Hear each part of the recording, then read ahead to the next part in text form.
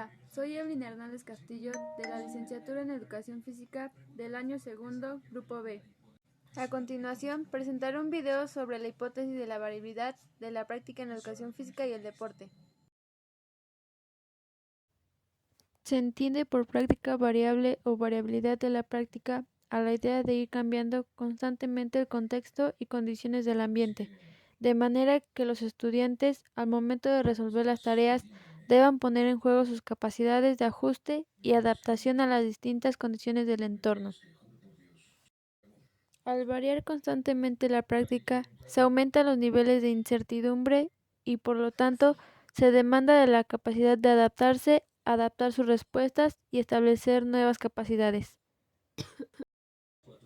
La práctica educativa debe transversalizar toda la actuación y quehacer de un docente.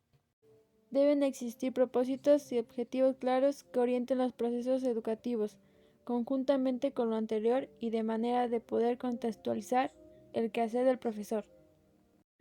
Es importante respetar las características de cada uno y uno de los estudiantes con los cuales se está trabajando, jerarquizar las tareas de lo más simple a lo más complejo, con el propósito de cautelar el éxito en cada uno de los desafíos que se plantea, considerar la tarea como una propuesta y no una imposición, y considerar un contexto lúdico de la diversidad.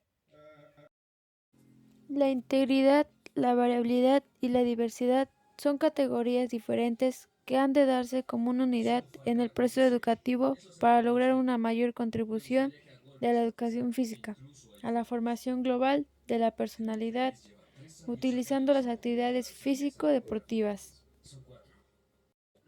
La influencia ejercida por estos factores en los profesionales de educación física favoreció el surgimiento y desarrollo de diversas corrientes que constituyen distintas maneras de entender y desarrollar la educación física, como son la psicomotricidad, la expresión corporal, la sociomotricidad, el deporte educativo, etc.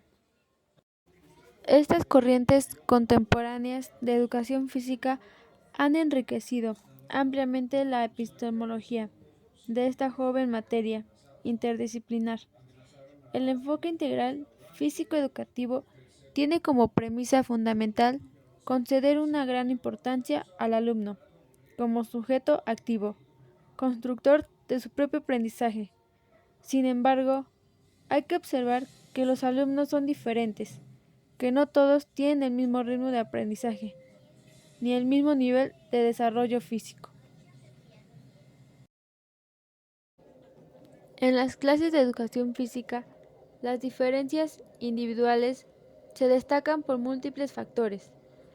Resultan las más evidentes como la talla, el peso corporal, la fuerza muscular, que son reconocibles a simple vista, mientras que otras requieren de una observación sistemática y del empleo de métodos, técnicas e instrumentos científicos tales como la motivación, las condiciones socioculturales, etc. Ante una educación física tradicional, igual para todos, caracterizada por una enseñanza instrumentalizada, las diferencias individuales son, por lo general, olvidadas, lo cual incide desfavorablemente en los más débiles o retrasa el desarrollo de los más aventajados. La hipótesis reconoce las diferencias y variaciones de la tarea en términos de semejanza o diferencia a lo previamente practicado. Algunas recuperan de su memoria como prototipos o ejemplos de experiencias pasadas con sus correspondientes consecuencias sensoriales. Deciden sobre un plan motor a llevar a cabo, especificando sus parámetros concretos en cada actuación. Corrige el movimiento mientras lo está llevando a cabo o posteriormente actualizando su plan motor. Evalúa las consecuencias y efectos de su acción. Pone al día y revisa los esquemas motores de sus respuestas. Una de las etapas es adquirir de forma natural distintas posibilidades de movimientos naturales. Por ejemplo, caminar, correr, lanzar, recibir, pararse sobre un pie, rodar, entre otras posibilidades. También puede adquirir múltiples posibilidades de movimiento. Tiende a realizar cada uno de estos en distintas situaciones de práctica. Por ejemplo, se adquiere al correr. La carrera en planos inclinados, en terrenos duros, en terrenos blandos, junto a un par, con cambios de dirección, entre otras posibilidades de realizar esta habilidad de motriz básica.